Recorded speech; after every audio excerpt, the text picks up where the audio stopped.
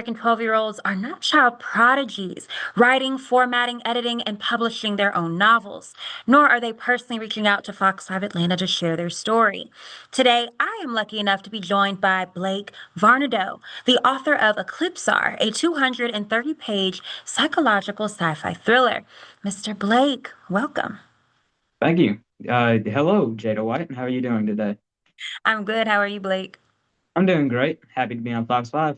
Good, and we're so happy to have you. Now, Blake, we got to get going. We got to get started. First of all, right, Eclipsar is your debut novel. But the It thing is. about you, you're 12, right? But we can't let your age fool us. At the end of the day, you write adult fiction. And Eclipsar has been compared to works maybe like A Quiet Place and Cold Storage. Now, Blake, you got to give us a rundown of what this story, what this novel, Eclipsar, is all about. Okay. So the government has been making a secret bioweapon in their CIA laboratory for war. The bioweapon, it actually turns people malevolent, like want to kill people. And this man is an ex-CIA agent, and he goes clinically insane, and he breaks into the laboratory and unleashes the bioweapon across the entire kingdom. And that man he finds out that his girlfriend got succumbed to the infection. So now he's on a mission to save the world, I guess. Yeah.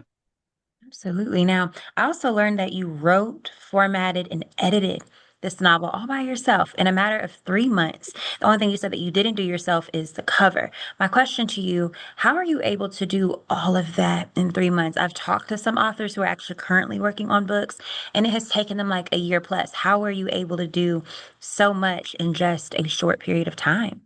That's because I have all of the time in the world. I mean, well, now I don't because I have to go through interviews and I have to go through events and I have to go through guitar and mandolin and all of that. But I started in January, and at that time I had all of the time in the world.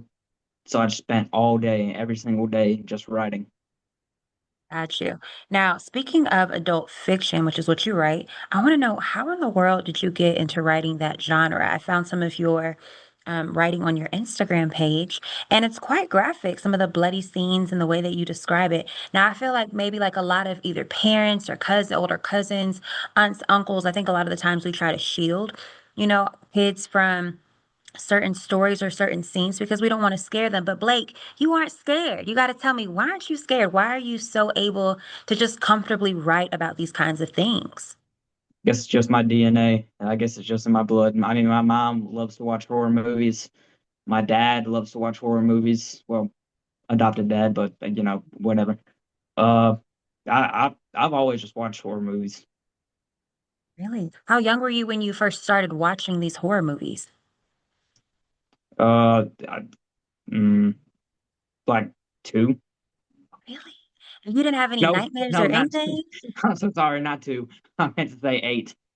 8, okay. Still, that's still so young. So it's been about 4 years. But I'm telling you, you didn't have any nightmares? Like what? Nothing about it freaks you out? No, no nightmares at all. What? Oh, you're built different because I was scared out of my mind. Oh my gosh. Now, I also want to go into Stephen King. I heard that this was your role model. Is that true? Yeah, I really am so inspired by him. I mean, he got all of his books turned into some sort of show or some sort of movie, some sort of podcast, whatever. I don't know. But he all of his work it got turned into something much bigger, and that's really what inspired me. And how good is that work is actually.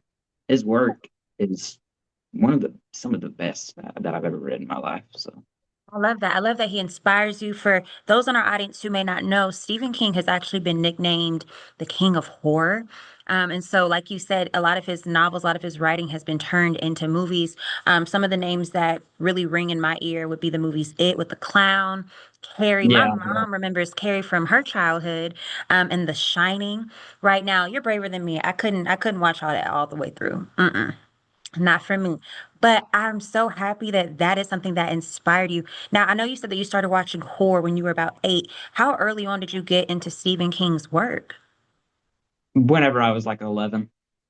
Gotcha. Okay, so recently, huh? Yeah, much very recently. Yeah.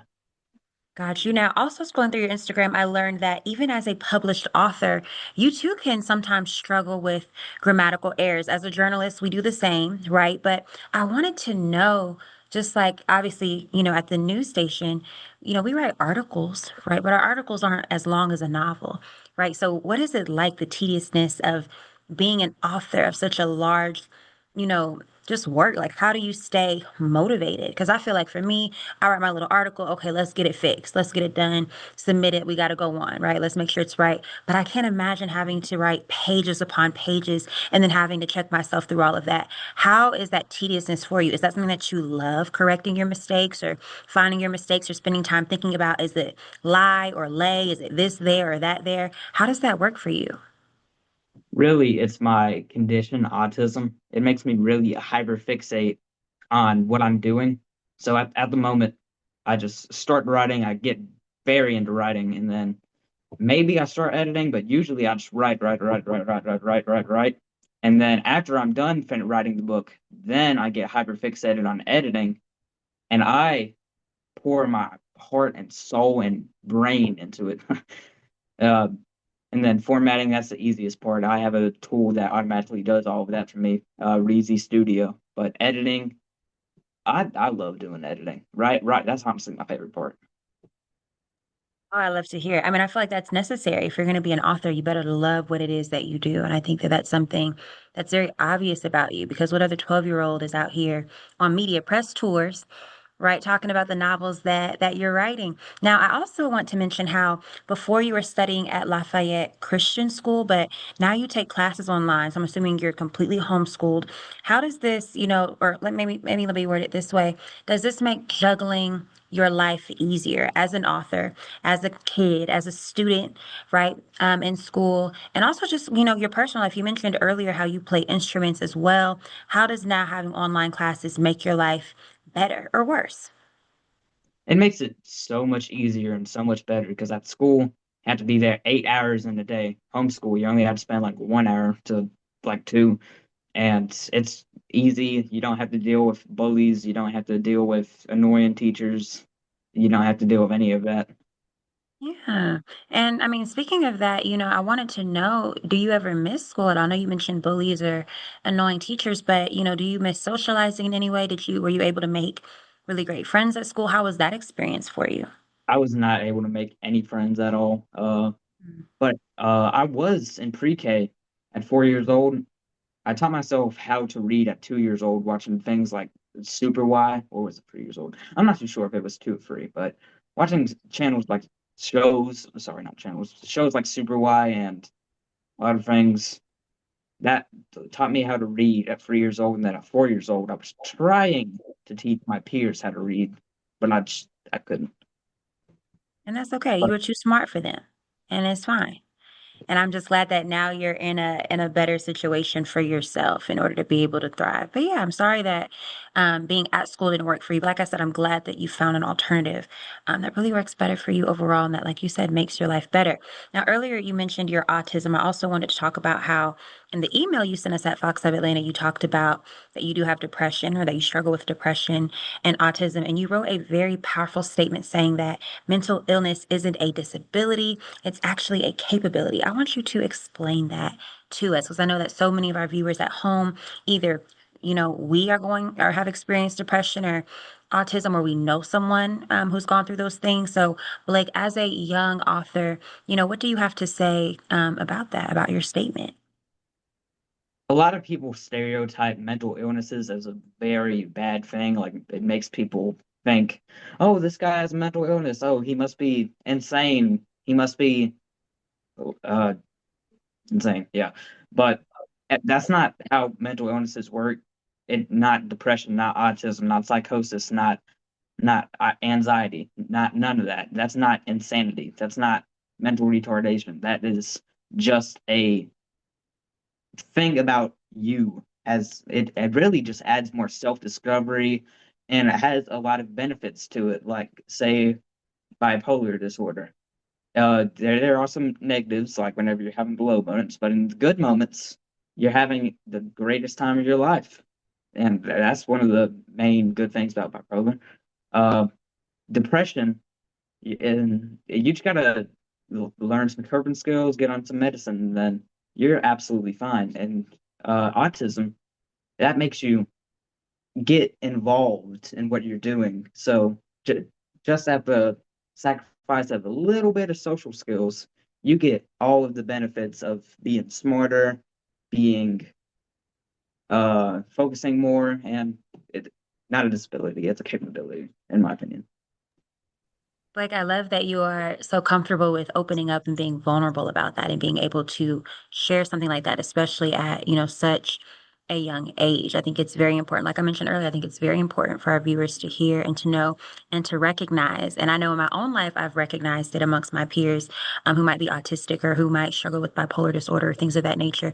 You're right. We should stop calling it a disorder, right? At the end of the day, you're just special in your own way. And clearly, you're doing amazing things, right? What 12-year-old, like I said in our introduction, what 12-year-old is on Fox 5 Atlanta talking about a novel that they're writing, that they already wrote, that's already published, and they have more to come, which we're going to get into very shortly. Now, before we go to the next part, we have to talk about, your family support, right? I know, with you writing these novels and, being able to publish your stuff, with you being able to go from, being in school in person to now it's online for you, for you to be able to play all these different instruments and do all of these different things. Tell me about your family. I know your mom, I heard her voice when I first got on the call.